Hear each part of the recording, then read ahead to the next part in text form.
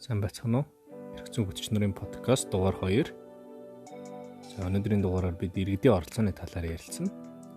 Хөтлөгч миний би Мөсийн хууль зүйн сургуулийн 4-р түвшний оюутан Бадрал. За өнөөдрийн зочноор оюун төгсөгч маань оролцож байна. Оюун төгсөгч өөрийгөө танилцуулаарай. Намайг оюун төгс гэдэг. Би 6 бодол төрийн бас байгууллагын тэргүү хийдэг. Дээр нь Amnesty International-ийн эрх зүйчдж ажилладаг. Орон байртай байх эрх зүйчээр ажилладаг тийм. За өнөөдөр хоёулангийнх нь ярих сэдв бол иргэдийн оролцооны талаар төлхөө ярилцъя. За юун төрөнд эхлээд орон байртай байх эрх зүйн хөтж болох шалтгаан. За яагаад энэ орон байртай байх эрх зүйн хөтжөөр бэлтгэгдсэн бэ? Энэ талаараа. Шалтгаан гэвэл анх Азийн хөгжлийн банкны хөрөнгө оруулалтаар манай энд дахин төлөлт хийгдэж тэрнээс олж иргэд тохирч байгаа болохоор тэрнээс үүдэж анх орон байртай байх эрхийн сургаж өгшөлсөн. Ер нь бол өөрөө эрхээ хамгаалахын тулд гэсэн үг үү тийм. Өөрийнхөө эрхийг иргэдийн эрхийг хамгаалахын тулд. Тэгээд цаашлаад бусад иргэдийн эрхийг хамгаалахын тулд. За. Тэгэхээр ер нь энэ иргэдийн оролцоо яагаад чухал вэ? Тэ сайн өнөөдрийн сэдв маань ч гэсэн иргэдийн оролцооны талаар байгаа. Ер нь иргэд яагаад дуу хоолойгоо нэгтгэснээр ер нь ямар үр дүнд хүрч болох вэ? Ер нь бол иргэдийн оролцоо байж иргэд дуу хоолойгоо нэгтгэжээж үр дүн гарна. Хэрвээ иргэд өөрснөө оролцохгүй бол ямар ч үр дүнд хүрдэггүй байхгүй. Ер нь миний жишээгээр бол манайхан сая Азийн хөгжлийн банкны хөрөнгө оруулалттай дахин төлөлтийн юун дээр 116 иргэн өргөдөл гомдол гаргасны хүчинд бид нэр гомдлоо барагдуулж өөрснийхөө газрын үнэлгээг нэмэгдүүлж чадсан. Хэрвээ иргэд оролцоогүй би ганцхан өөрөө явсан бол юу ч хөрөхгүй байсан. Тийм болохоор иргэд идэвхтэй байжж бид нар өөрснийхөө сансанд хүрч өөрснийхөө эрхийг хамгаалж чадах хэрэгтэй байхгүй. Тэгэхээр ер нь бол та нэг Азийн хөгжлийн банкны хөрөнгө оруулалттайгаар төсөл хэрэгжүүлэгчийн зөрчлийг илрүүлээд тэгээд эрхтэй нийлж гомдол гаргаж ийм зөрчлийг арилгасан тийм. Тэгэхээр ер нь бол одоо та энэ анх энэ уриалгыг гаргаад энэ хүмүүстэй иргэдтэй оролцоод энэ зөрчил байна гомдол гаргаа гэхэд иргэд юу яаж хүлээж авсан бэ? Зөвшөөрсөн үү? Хамтран ажилласан уу? Ер нь замд нь буцах тохиолдол байсан уу? Ер нь яаж хүлээж авсан бэ? Эсвэл бид нэр хүчгүй юу ч хийж чадахгүй штэ. Гомдол гаргасан гаргаагүй адилхан ч юм уу нэг тиймэрхүү хандлагууд байсан уу? Байсан. Би бол газрын үн арай хэтэрхий баг байна. Иргэдийн эд хөрөнгийн үнэлгээ баг байна гэдэг иргэдтэй гэрээр нь очиж уулзсан, хорон дээр цуглуулж уулзсан. Тэгэхэд зарим хүмүүс бол чи одоо ингэж битгий яваа, энэ төслийг зогсоо чинь ажил нураах гэж байна гэсэн. Зарим нь бол битгий ингэж яв бид нарыг хашаа хашингаа за чаваа хэдэн төгрөгтэй болох гэж байгаа гай боллоо гэсэн юм. Хүмүүс их ярьдаг байсан. Зарим иргэд бол дэмжсэний хүчинд хэдүүлээ нийлжээж гомдол гаргаж үр дүнд хүрсэн. Ер нь манайхны иргэд бол ер нь өөрийнхөө төлөө өөрийнхөө эрх ашигыг хамгаалахын төлөө ерөөсөө явах дурггүй. Ер нь ямар ч иргэд цөөхөн ер нь явах хүн бол цөөхөн.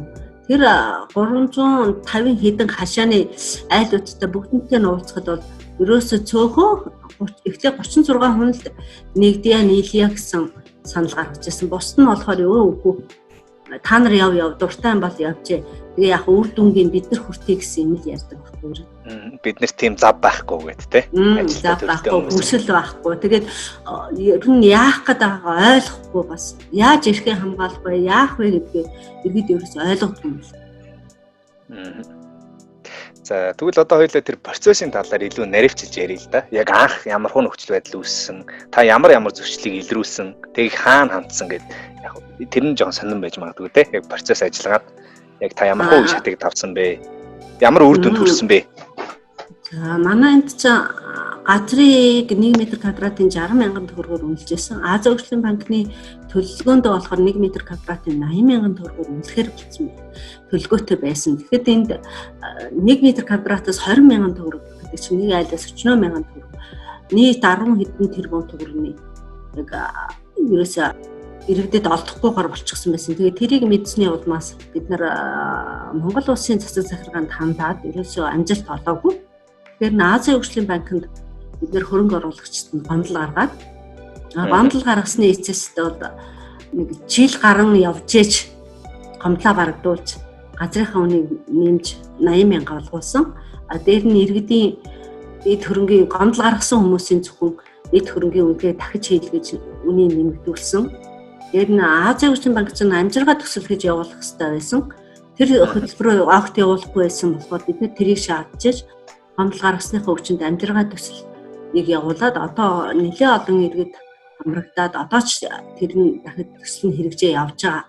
Энээс бол манай Монгол улсын иргэд бол их ашиг хүртсэн гэж би боддог. Миний санаагаар бол ажилтгүй байсан хүмүүс мэрэгчлээ болж, тоног төхөөрөмжтэй болж, гэрээрээ юм ойдог, ногоо тарьдаг, барилгын ажил хийдэг, автын засварын тоног төхөөрөмж эднэр бол авч амьдралдаа их тусад нэмэр болж байгаа. Ер нь бол бид нар энийг анх мэдээгүй байсан бол бид нар газраа айгүй хямдхан өгөөд өөрснөө хохироод өөр хотын захад газар худалдаж авч чадаач үгүй ч асуудал байсан. Тэгэхэд ер нь бол иргэд чинь манай улс иргэд чинь хашаандаа ерөөсөө ганц айл юм баг байдгүй. Ах トゥ хамаатан садан юм уу, төрөл садан танилт нөхдөөр ингэж амьдардаг.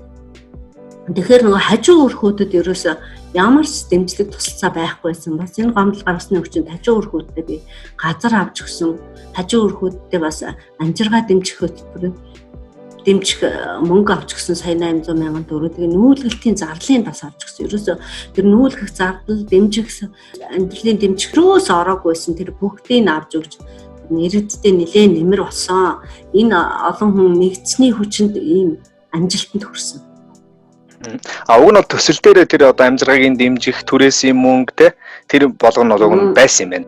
Уг нь хэрэгжүүлэх байсан. Тий, яг хэрэгжүүлэхтэй болохоор тэр хамаг юм байхгүй. Эхлээд бол яг нөгөө төсөл хэрэгжүүлнэ гэж яхад амжиргаа төсөл явагдана, ийм хамгааллын бодлого байдаг, Азийн хөгжлийн банкны хамгааллын бодлого ингэж хэрэгжүүлдэг гэд ярьжсэн мөртөө яг ажил эхлэхэд бол ерөөсөө тийм юу ч байхгүй болсон юм. Тэгээд тэрийг юм сэргээж авч иргэдтэй хүртээсэн.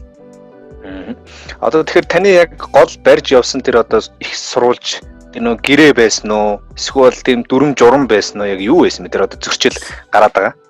Та энэ юу гол болгож явсан бэ? Бид нар энэ төсөл хэрэгжиж эхлэхээс өмнө бид нар тэр амжиргаа төслийн тухай уудан сургалт явуулсан байсан Азийн хөгжлийн банкнаас. Тэрийг л барьж ажилласан л да би. Ийм амжиргаа төсөлд нэг чирэгнийг хохироод орон гэргүй болохгүй, энэ байгаа амьдралаас нь дордуулахгүй гэсэн юмнууд зөндөө байсан. Тэрийг л барьж хэлж явж ижил юм ажил төрсөлтэй. Тийм эхэлж биднэрт мэддэггүй байсан бол тэрийг мэдэхгүй өнгөрөх байсан. Ер нь бол иргэдэд бол оролцооны боломжийг нь бол эхлээд олгосон юм байна те. Тэгсэн. Уг нь тэрийг анхааралтай ажиглаж чадсан. Тэгэхээр иргэд ерөөсөө тэрийг ойлгоогүй, огт ойлгоогүй тэгэл ерөөсөө үнсэн үнийг за энэ гэж үгээд ерөөсөө иргэний гэртээ байхгүй байхад нь очил гадна талаас нь хэмжээл үнэлжэл үнэлгээг тулгаж өгч ирсэн байхгүй. Тэр чинь энэ чинь өөрийнхөө эд хөрөнгийг өөрөө мэдчихэж үнэлүүлэх ёстой байгаад ерөөсөө тийм байхгүй. Тэгээд үнэлгээ хийсэн ямар компани мэддэхгүй, хэн хийсэн мэддэхгүй, хэдийд хийсэн мэддэхгүй жижигхэн заасны булан дээр нэг үнэлгээ танаа үнэлгээ тэдэн төгрөгөө гэсэн юм л иргэдэд тараагаад байсан. Тэгэхээр хэрэг иргэд хохироод эргээд заргалтын гэвэл барих барьцгүй тийм л юм байсан байхгүй. Тэгээд тэрийг бас гомдолтой оруулж бид нар үнэлгээнийхээ тайлан дээрийг авсан. Тэрийн ярианаас нэг их сонирхолтой юм байна л да. Одоо ер нь бол манай монголчуудын ер нь ингээд хашаан дотроо 0.7 га дотроо зөвхөн ганц нэг айл өрх амьдэрдэг үү те. Маш олон хамаатан садан ч юм уу, эсвэл нэг гуугаад ирсэн айл нь ч юм уу ингээд нэг 2-3 айл ингээд байж идэг. Тэнгуут тэр одоо яг төсөл хэрэгжүүлэгч бол зөвхөн тэр айлд юу гэдэг байгаа те. Тий, ер нь бол манай Монгол улсад айлч хаанч гэдэг дахин төлөлт хийж байгаа газрууд зөвхөн газрын эзэнд л төлбөр өгж байгаа байхгүй юу? Тэрнээс ерөөсөө хажуу өрхүүдэд огт өгдөггүй, өгчч байгаагүй. Манайх л ганцхан манай энэ сэлэв төсөл баян өшөөдөд төсөл хоёр л анх удаа авсан. Хажуу өрхүүдтэй дэмжлэг авч чадсан. Ерөөсөө урд нь ч байгаагүй, хойшд ч байгаагүй тийм үйл явдлаас. Одоо Азийн хөгжлийн банк чинь Дэнжи мянга дамдаржаа эднэрт авч байгаа. Бас хажуу өрхүүд өгөхгүй гэсэн сураг сонсогдоод байгаа. Тэгэхээр өрхүүд ер нь мэдвэл нэг л төслийн югаар явж байгаа юм чинь айл иргэд ер нь мэдэж авах хэрэгтэй байхгүй юу? Тэгэхээр энэ хажуу өрхөөд яхаараа хохирж явах хэрэгтэй бэ? Тэд нар чинь бас л нүг болон тэдний зардлыг хэн гаргах юм бэ? Хаана очиж уух юм бэ гэдэг амжиргааны асуудлууд их байгаа. Тэрэн дээр иргэд бас энэний санаа аваад өөрснийхөө эрхийг хамгаалж тэмцүүл бол хэрэгтэй байгаа байхгүй. За. Ер нь бол одоо энэ орон байртай байх эрх чөлөө бол одоо ер нь бол албад нь нүүлэх болон орон байрын хүч хэрэглэн нураах, эвдэнэх явдлаас хамгаалагдсан байх ёстой. Тийм. Тэгээд оршин суугуул амьдрах газараа сонгох чөлөөтэй шилжин суурших эрхтэй байх ёстой л доо. Ер нь одоо тийм зөрчлүүд ер нь гарсан уу? Яг таны одоо төсөл хэрэгжүүлсэн газараар албад нь нүүлэгдэх ч юм уу, зарим иргэдэн энэ хит их баг үннээс нь болоод газараа өгөхгүй ч юм уу, нэг тиймэрхүү маргаан гарч ирсэн үү? Албатан араас нүүлгээг үлдээ зүгээр хуурч бол нүүлгсэн. Одоо иргэдэг үнэн дээрээ тохироод 7 хоног дотор мөнгө чинь 100% өгнө гэд өвлийн үйлрэлт бүр цагаан сарын битүүний өдөр айлуудыг нүүлгсэн байсан. Тэр чинь одоо хуурам эхэлж нүүлгэж байгаа байхгүй юу? Тэгээд тэр мөнгө нь 7 хоногт ороогүй 3 сарын дараа орж байгаа байхгүй юу? Тэгээд 50% орж байгаа. Тэгээд иргэдэг ингэж худлаа хуурчээж газар нь авч байгаа байхгүй. Анхнаасаа хэрв иргэд тэмцэж нэгдэг байсан бол зарим нь ингээ хуурагдаад мөнгөчгүй, газарчгүй, юучгүй болох асуудлууд байсан. Манайхан чи ерөөсө тэрийг өөрийнхөө эрхийг ойлгохгүй, өөрийнхөө имийг ер нь өөрийнхөө өмч гэдгийг өмнөж мэдхгүй, өөрийнхөө өмчийн төлөө явж мэдхгүй, эрхээ хамгаалж мэдхгүй хамаг учир байна. Тэгээ хувийн өмч нь халтшгүй дархан байдал гэж сайн ойлгохгүй байх шүү. Тэрийг ойлгохгүй. Ерөөсө нэг яахтай хөрхий манайхны чи амьдрал хэцүү болохоор нэг цөөхөн төгрөг нэг хэдэн сая гэж дуурчаар хэдэн саяын тоо гэдэг нь тоог нь ерөөсөө ойлгохгүй тэгээд маш их мөнгө гэж ойлгоод тэгээд гэдэг байхгүй. Дараа нь тэрийгээр яаж амьдрах вэ? Цаашдаа би яах вэ гэдэг ерөөсөө тооцдог. За одоо тэгэхээр та бол нэг төрийн бас байгууллагын тэргүүн хийгээд явж байгаа юм байна. Тантай ер нь хүмүүс холбогдож байна уу? Одоо дахиад шин төсөлд оролцож байгаа хүмүүсийн таны амжилтыг сонсоод одоо бид нар яах ёстой вэ ч юм уу ингэж холбогдож байгаа хүмүүс байна уу? Та ер нь ямар хөө зөвлөгөө өгч байна тэр их хүмүүс зөвлөгөө байгаа. 70-80 хүн зөвлөгөө авсан надаас сүүл энэ жил ихэд. Тэгээ сая бол нөгөө Чингэлтэн хэдэн айлууд бас зөвлөгөө надаас ирж авлаа. Тэр бас Азийн хөгжлийн банкны хөрөнгө оруулалттай хэрэгжиж байгаа төслийнхэн байна. Бас үнэлгээг нь хийчихсэн. Тэгээд иргэдэг одоо утгагүй мөнгөний нэг өнгээд бас л байхгүй болсон. Тэр иргэдэг одоо хандсан тэднэрт би бас гомдол яаж гарах вэ гэсэн зөвлөгөө өгөө. Ямар санам бичиг бид нар нөгөө Азийн хөгжлийн банктай санам бичгийн гэрээ байгуулсан. Тэр санам бичгийнхаа дагуу бид нар санам бичгээ хэвлж өгөөд одоо тайлбарлаж өгөөд одоо ингэж эрхээ хамгаалах хэрэгтэй ийм та нарт агнуудах хэрэгтэй ийм төслүүд байх хэрэгтэй гэдгийг бол тайлбарлаж өгөөд бид нар бол гомдол гаргаж байгаа бас. За одоо бас нэг юм ер нь би хүмүүсээс асуугаад байгаа л да их зөвхөтч нараасаа.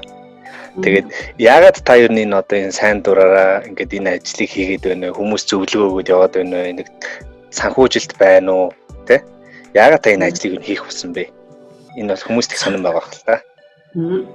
Санхүүжилт бол юу яах вэ? Байхгүй зүгээр яг уу нэг ч гэсэн хүн орон гэртэй байг, нэг ч гэсэн хүн юм мэддэг байг гэсэн үгнээс л ер нь хүн гээч юм өөрийнхөө эрхийг эдлэх ёстой, эрхээ мэдэх хэрэгтэй, хариуцлага бас ухамсарлах ёстой гэсэн бодсны үгнээс л би хүмүүс туслая гэж бодож ингэж явдаг да.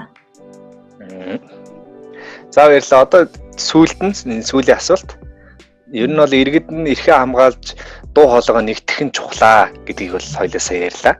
Тэгэхээр та ер нь иргэдтэй урайлаад энэ иргэдийн дуу хоолой, таны дуу хоолой маш их хэрэгтэй, чухал байдаг, их хөдлөд тэмцэхэд өөрийнхөө эрхийг хамгаалахад болон бусдын эрхийг хамгаалахад маш чухал байдаг гэдэг дээр нэг урайлга хэлээд хоёулаа подкаст өндөрлөё.